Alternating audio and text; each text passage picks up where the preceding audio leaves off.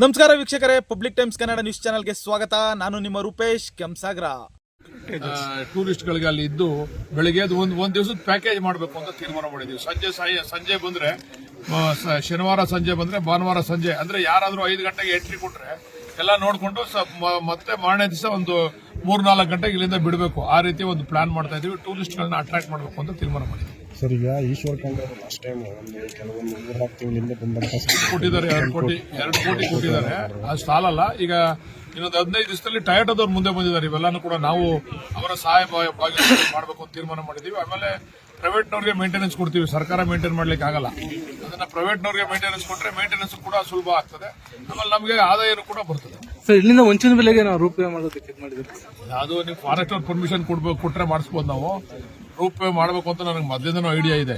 ಮಂಚಿನ ಬೆಲೆಯಿಂದ ಸಾವಂತದುರ್ಗಕ್ಕೆ rope way ಮಾಡಿದ್ರೆ ಬಹಳಷ್ಟು ಟೂರಿಸ್ಟ್ಗಳನ್ನ ನಾವು ಅಟ್ರಾಕ್ಟ್ ಮಾಡಬಹುದು. ಅದನ್ನ ಫಾರೆಸ್ಟ್ ಅಲ್ಲಿ ಅದಕ್ಕೆ ಅವಕಾಶ ಎಷ್ಟು ಮಟ್ಟಿಗೆ ಕೊಡ್ತಾರೆ ಅಂತ ಗೊತ್ತಿಲ್ಲ. ಫಾರೆಸ್ಟ್ನವ್ರದ್ದು ಕಾನೂನು ಬಿಗಿಯಾಗಿರೋದ್ರಿಂದ ಅದ್ರ ಬಗ್ಗೆ ಆಲೋಚನೆ ಮಾಡ್ತಾ ಇದ್ದೀವಿ. ಸರ್, ಇವತ್ತು ಅಧಿಕಾರಿಗಳ ಜೊತೆ ಸಭೆ ನಡೆಸಿದ ಸರ್ ಕಾರಣ ಅಧಿಕಾರಿಗಳೊಂದಿಗೆ ಇಲ್ಲ, ಅಧಿಕಾರಿಗಳು ನಮ್ಮ DF ಅವ್ರು ಬಂದಿದ್ರು, RF ಅವ್ರು ಬಂದಿದ್ರು, ನಮ್ಮ ಅಧಿಕಾರಿಗಳು ಫಾರೆಸ್ಟ್ ಡಿಪಾರ್ಟ್ಮೆಂಟ್ ಅವರು ಮತ್ತೆ ಟೊಯೋಟೋದವ್ರು ಬಂದಿದ್ರು. ಅವರು ಇನ್ವೆಸ್ಟ್ ಮಾಡ್ಲಿಕ್ಕೆ ಬಂದಿದ್ದಾರೆ. ಇನ್ವೆಸ್ಟ್ ಅಂತ ಅಂದ್ರೆ ಅವ್ರೇನ್ ಬಂಡವಾಳ ಹಾಕಿ ಬಂಡವಾಳ ತೆಗಿಯಕ್ ಬಂದಿಲ್ಲ.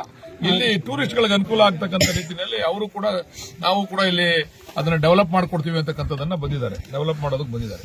ಈ ಕೆಂಪೇಗೌಡ ಉದ್ಯಾನವನ ಅಭಿವೃದ್ಧಿಗೆ ಸರ್, ಕೆಂಪೇಗೌಡ ಉದ್ಯಾನವನ ಅದನ್ನೇ ಎಲ್ಲಾನು ಕೂಡ ಹಿಂದೆ ಏನಿತ್ತು ಈಗ ಏನ್ ಮಾಡಬೇಕು ಅದೆಲ್ಲಾನು ಕೂಡ ಪ್ಲಾನ್ ಮಾಡ್ತಾ ಇದೀವಿ. ಅದನ್ನ ಮಾಡ್ತೀವಿ. ಸುಮಾರು ಎಷ್ಟು ಕೋಟಿ ಆಗ್ಬೋದು ಸರ್ ಬಜೆಟ್ ಇದು? ಸುಮಾರು ಒಂದು 7-8 ಕೋಟಿ ವೆಚ್ಚದಲ್ಲಿ ಅಭಿವೃದ್ಧಿ ಮಾಡ್ತೀವಿ. ಥ್ಯಾಂಕ್ಸ್. ನಾವು ಮೇಂಟೆನೆನ್ಸ್ ಪ್ರೈವೇಟ್ ಅವ್ರಿಗೆ ಕೊಡ್ತೀವಿ ಅಂತ ಹೇಳಿದ್ರಲ್ಲ, ಲೋಕಲ್ ಅವ್ರಿಗೆ ಆದ್ಯತೆ ಕೊಡ್ತಾರಾ ಇಲ್ಲಿ ಕೆಲಸಗಾರರಿಗೆ? ಇಲ್ಲ, ಕೆಲಸ ನಿಮ್ ಲೋಕಲ್ ಅವರು, ಮೇಂಟೆನೆನ್ಸ್ ಹೊರಗಡೆ ಅವರು, ಕಂಪನಿ ಅವ್ರಿಗೆ ಯಾರಿಗಾರ ಕೊಡ್ತೀವಿ.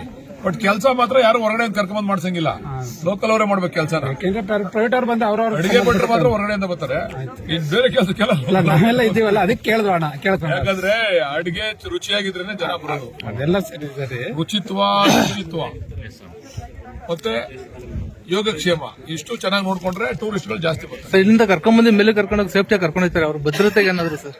ಇಲ್ಲ, ಅವ್ರಿಗೆಲ್ಲ ಹೇಳಿದೀವಿ. ಈಗ ಅವ್ರನ್ನು ಕೂಡ ಅಹವಾಲ್ನ ಕೇಳಿದೀನಿ. ಈಗ ಅವ್ರು ಹೇಳ್ತಿದ್ರೆ ಶೂಸ್ಗಳು ಬೇಕು ನಮ್ಗೆ ಅಂತ, ಕ್ಲೈಂಬಿಂಗ್ ಶೂಸ್ಗಳು ಬೇಕು ಅಂತ ಹೇಳಿ.